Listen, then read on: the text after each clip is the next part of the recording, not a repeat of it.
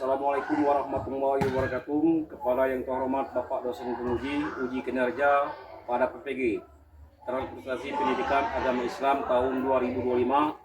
Perkenalkan, nama saya Khairul Fahmi SPDI, sekaligus mahasiswa PPG Guru Sejarah Kebudayaan Islam BEP 4 tahun 2025 di LPTK Institut Agama Islam Negeri Kerinci. Nomor peserta 9100 0082 12 5943, NIM 2510 2117 99. Pada hari ini Senin tanggal 19 Januari 2026 saya akan melaksanakan uji kinerja di Masjid Islam pada kelas 11 dengan materi kemunduran umat Islam. Berikut ini video praktek saya. Selamat menyaksikan. Wassalamualaikum warahmatullahi wabarakatuh. Assalamualaikum warahmatullahi wabarakatuh. Waalaikumsalam warahmatullahi wabarakatuh. Selamat pagi anak-anak. Pagi. Apa kabar pagi hari ini? Baik. Baik, sebelum saya masukkan materi pembelajaran, kita akan berdoa sebelum masuk materi pembelajaran. Semoga pelajaran kita hari ini mendapatkan syafaat dari Allah Subhanahu wa taala, bisa bermanfaat untuk kita semua. Untuk memimpin doa kepada anak saya Fardi untuk memimpin doa. Silakan.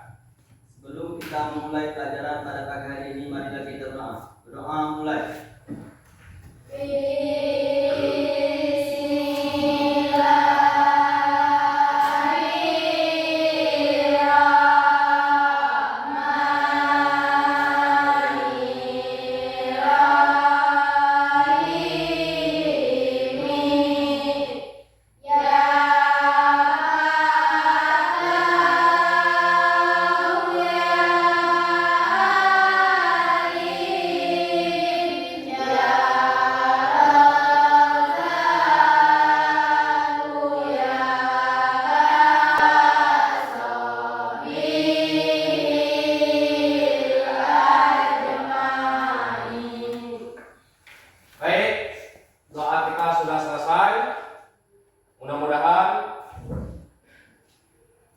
Materi kita pada pagi ini bisa bermanfaat dan menyanyikan lagu Indonesia Raya. Kita sebagai bangsa Indonesia harus kita menyanyikan lagu Indonesia Raya. Untuk kepada saya minta Kurniawati untuk maju. Hiduplah Indonesia Raya. 1, 2, 3. Indonesia tanah airku, tanah tumpah darahku. Di sanalah aku berdiri,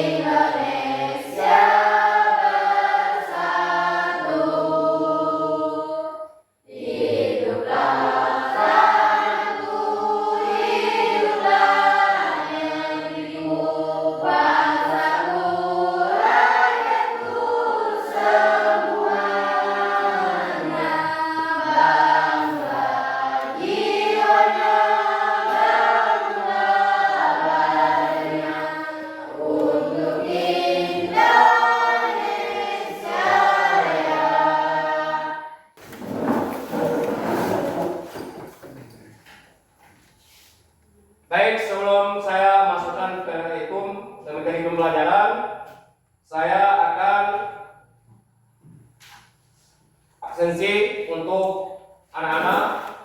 Pada pagi ini, anak-anak siapa yang tidak masuk? Hadir? Hadir semua. Alhamdulillah. Kita hadir semua pada pagi hari ini.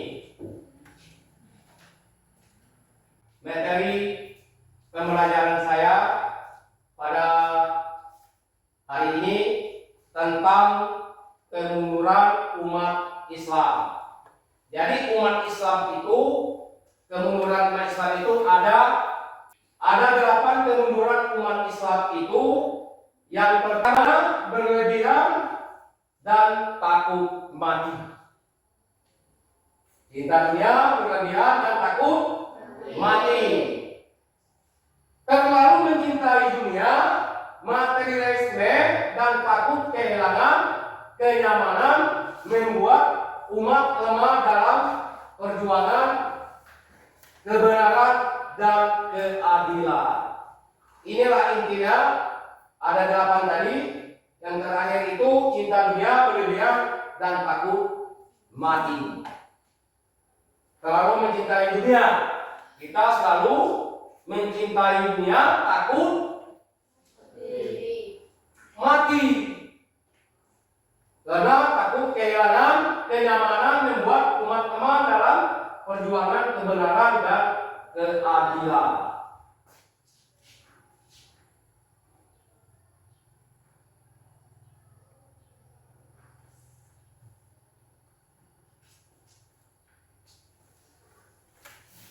Jadi terus ada kemunduran kerajaan besar dinasti Abbasiyah, ada 8. Apa saja? Nanti itu kita bahas. Pertama, lemahnya kepemimpinan khalifah.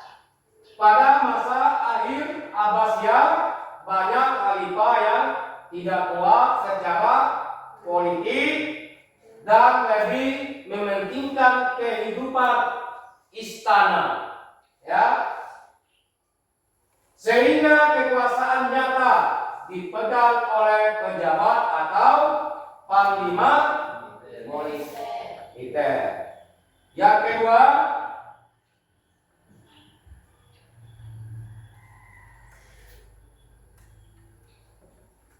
adalah dominasi teladan asing. Apa itu dominasi teladan asing? Pergunaan istana bayar, ya, terutama kepada bangsa Turki, membuat khalifah kehilangan kendali militer. Tentang sering ikut campur dalam urusan politik dan menjatuhkan khalifah. Yang ketiga, ada namanya konflik internal dan perpecahan. Nah, di sini ada namanya konflik internal dan perpecahan. Terjadinya pertikaian antara keluarga istana dan pemberontakan daerah serta konflik antar kelompok Arab, Persia, Turki yang melemahkan persatuan negara. Yang ketiga, yang keempat, wilayah terlalu luas. Nah, ini wilayahnya terlalu luas. Luasnya wilayah Abbasiyah sulit dikendalikan dari pusat. Pusat apa?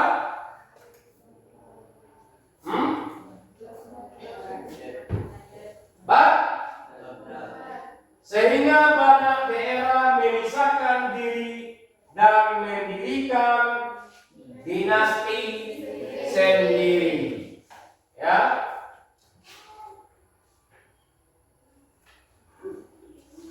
Yang kelima, Kelima,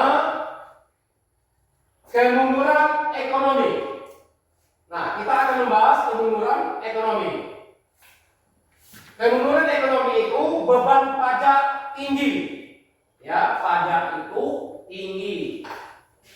Terus ada korupsi dan biaya militer besar menyebabkan ekonomi negara melemah dan kesejahteraan rakyat menurun.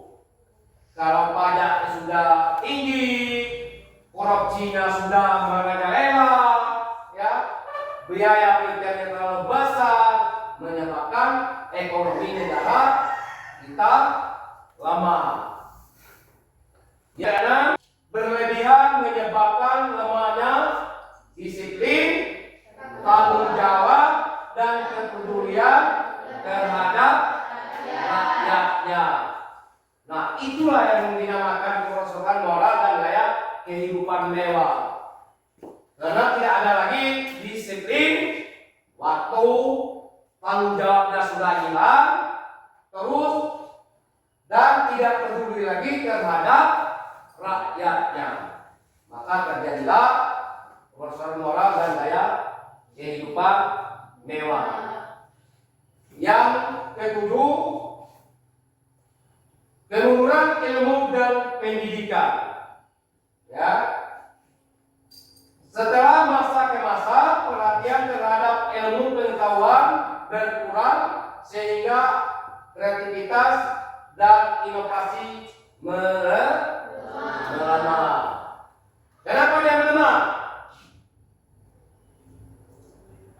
Ayo.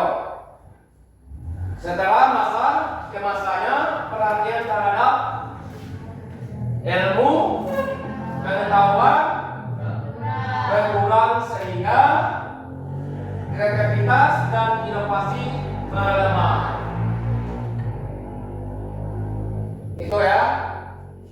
Karena ilmu pengetahuan kita tidak lagi kita, ya. Terus ada yang kedelapan, serangan bangsa Mongol. Ya. Jadi serangan bangsa Mongol itu puncaknya kehancuran terjadi pada tahun 1258 Masehi ketika Baghdad diserang dan dihancurkan oleh terus mengakhiri kekuasaan Abbasiyah dan Baghdad. Nah, di situ ada namanya serangan bangsa Mongol. Jadi Islam itu diserang, ya. Islam itu diserang oleh bangsa. Juga bisa Kristen bisa menyerang Islam. Banyak itu orang luar negeri, orang Kristen bisa menyerang Islam lewat apa? Lewat apa? Ayo, ada yang bisa? Lewat teknologi. Kenapa diserangnya dengan teknologi? Supaya umat Islam tidak memikirkan lagi ajaran-ajaran Islam. Ya. Itu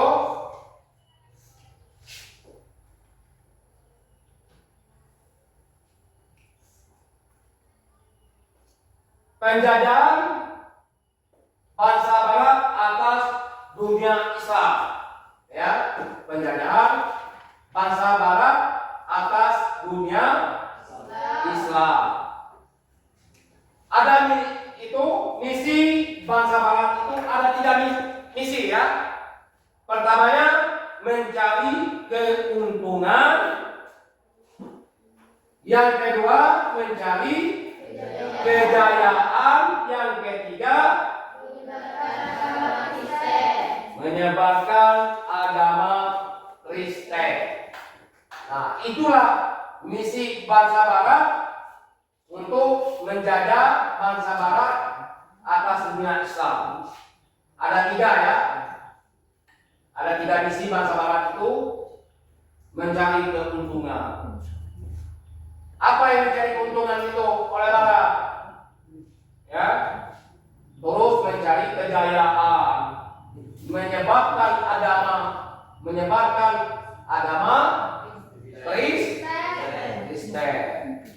Itu ya. Baik, untuk metode pembelajaran saya pagi ini kita sebelum itu saya akan memutarkan video dulu ya. Kita sama-sama melihat di layar.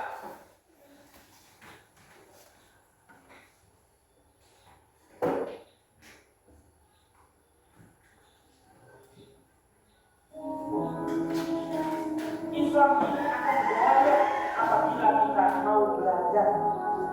Maka Syekh Amir Saqib Al-Salani, seorang filsuf dan pemikir besar Mesir, di dalam kitab Imana Ta'akhara Muslimun wa Taqaddama Ghairuhum mengatakan sebab kemunduran umat Islam dan majunya orang lain non-Muslim itu dikarenakan umat Islam berada dalam 2 keadaan. Orang Islam itu dari Islam tidak kenal secara baik ajaran agama Islam. Sebab yang kedua, sebagian orang Islam itu saja dengan Islam pura-pura tidak tahu dengan ajaran agama Islam.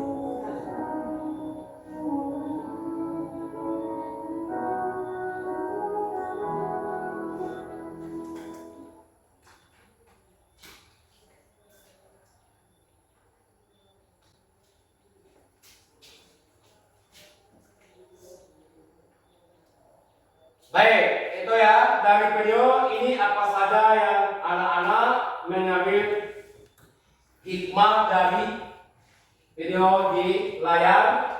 Saya itu ada 3 kelompok. Apa saja hikmah yang anak-anak dapatkan dari video yang ada di layar tadi? Saya minta untuk kelompok 1, apa saja hikmah video yang Anda lihat?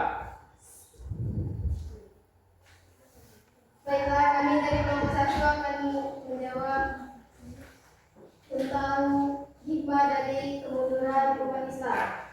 Karena pentingnya menuntut ilmu, sebab umat Islam belum maju karena rajin belajar. Jika malas belajar, umat bisa tertinggal. 2. Menjaga persatuan dan tidak mudah bertengkar, karena perpecahan membuat umat Islam menjadi lemah. Ya, baik. Itu kita bagi aplaus dulu untuk kelompok 1. Baik, untuk kelompok 2. Silakan anak duduk kembali.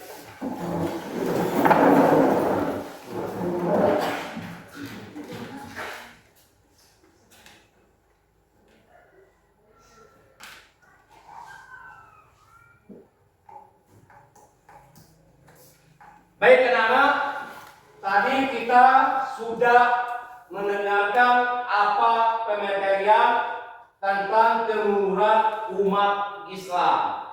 Nah, saat ini saya akan memberikan tugas kepada anak-anak tentang metode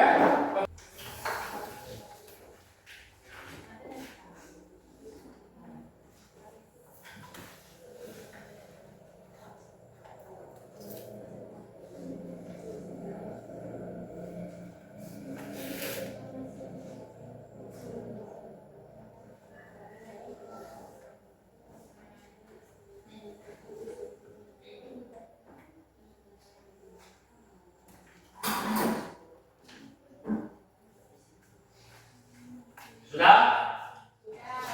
Sudah. Baik. Metode pembelajaran saya tentang kemunduran umat Islam. Ya, saya minta kepada anak-anak untuk presentasikan tentang kemunduran umat Islam. Baik. Untuk kelompok 3 dulu untuk maju. Ya.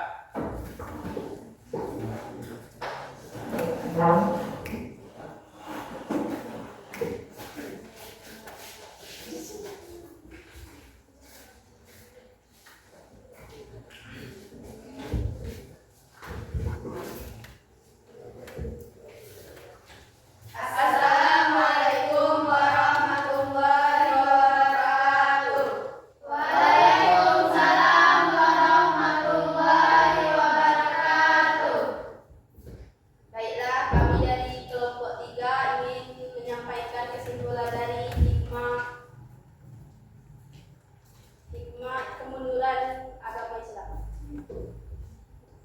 Kemunduran ini berdampak pada melemahnya kekuatan politik, ekonomi, dan peradaban umat Islam.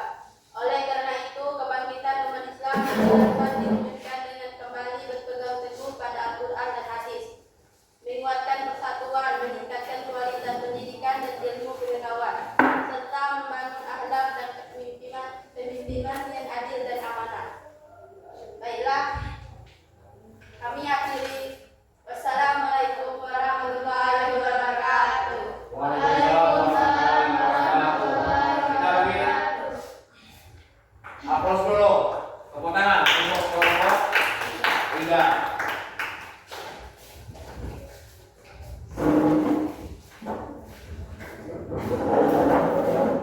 Baik, untuk kelompok 2 memberikan presentasinya untuk maju ke depan.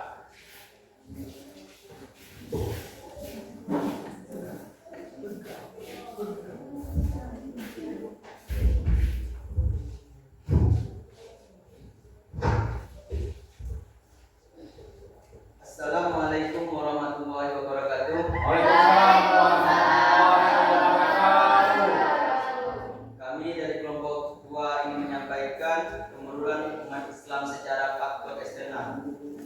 Antara lain penjajahan, dominasi politik dan ekonomi bangsa Barat, serta pengaruh budaya asing yang tersaring dengan baik.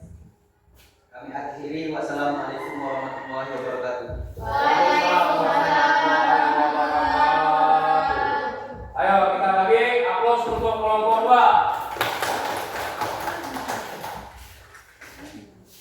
Baik.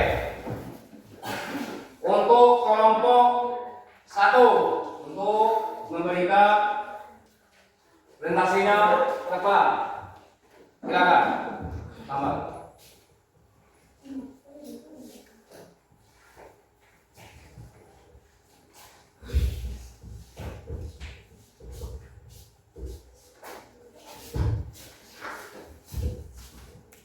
Assalamualaikum warahmatullahi wabarakatuh. Waalaikumsalam warahmatullahi wabarakatuh. Perkenalkan, kami perwakilan dari kelompok 1. Nama saya Siti Duniati dan teman saya Yusri Habibah.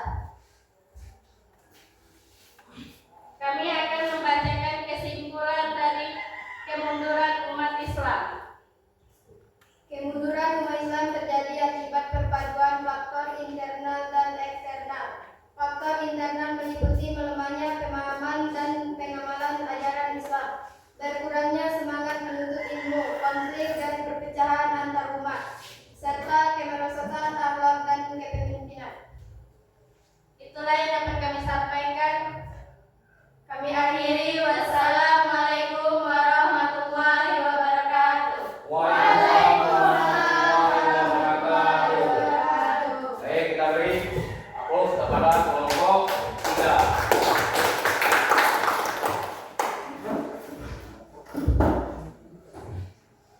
Baiklah, itulah kesimpulan dari kemunduran umat Islam, ya, yang mempunyai kesimpulan. Kesimpulan umat Islam itu, kemunduran umat Islam terjadinya akibat perbantuan faktor-faktor internal dan eksternal. Faktor internal meliputi melemahnya pemahaman dan mengamalkan ajaran Islam, berkurangnya semangat menuntut ilmu, konflik dan perpecahan antara umat Islam, serta merosotnya akhlak dan kepemimpinan. Nanti Anda kerjakan, ya, sesuai dengan kelompok masing-masing.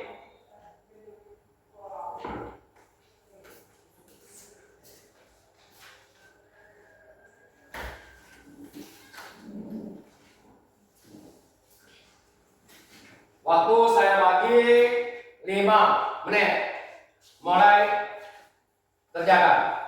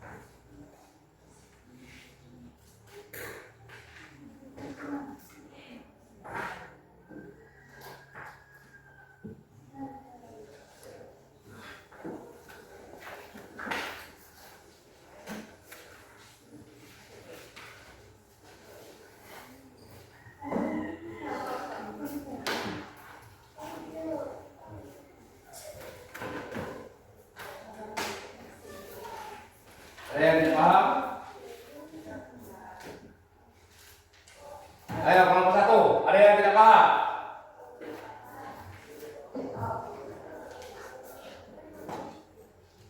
Kelompok 2, ada yang tidak paham?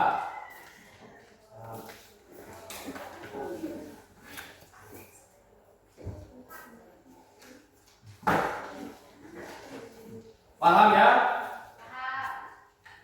Tentang asesmen, ya.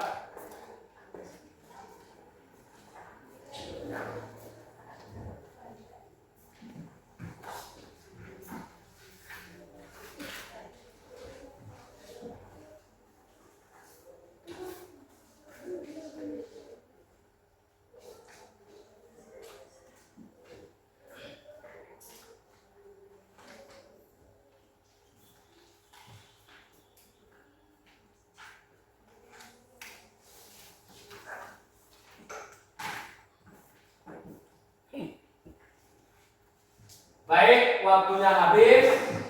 Saya minta kepada kedua kelompoknya untuk mengumpulkan tugas LKPD-nya ke depan. Ketua kelompoknya yang kumpul ya, untuk memberikan ke depan.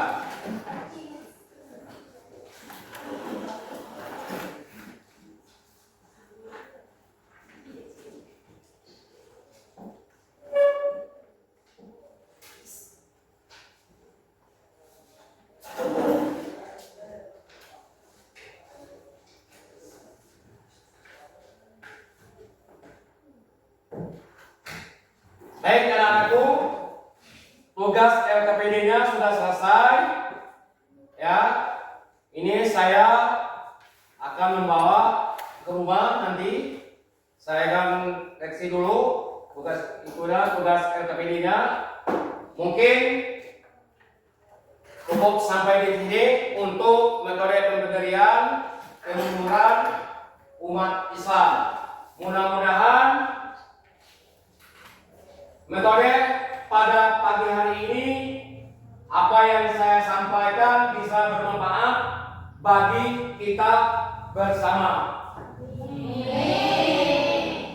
Mungkin hanya itu yang dapat saya sampaikan. Lebih dan kurangnya saya mohon maaf. Saya akhiri. Wassalamualaikum warahmatullahi wabarakatuh. Waalaikumsalam warahmatullahi wabarakatuh. Sebelum meninggalkan ruang, sebaiknya kita berdoa agar metode pembelajaran ini bisa bermanfaat bagi kita. Untuk itu, marilah kita berdoa yang dipimpin oleh anak saya,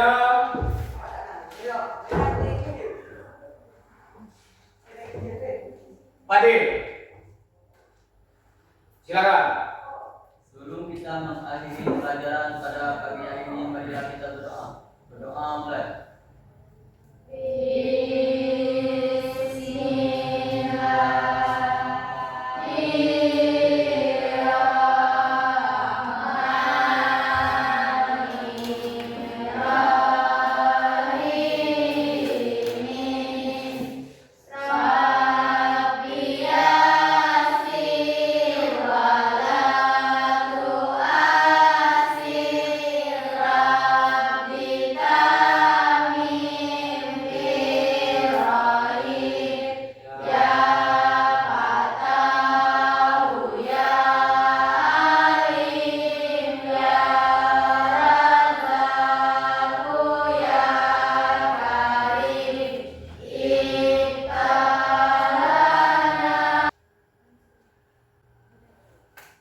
Satu, keluar duluan.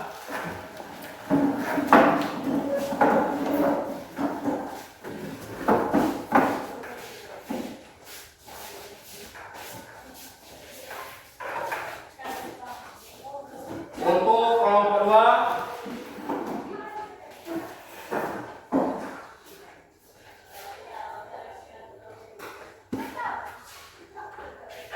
untuk kelompok tiga.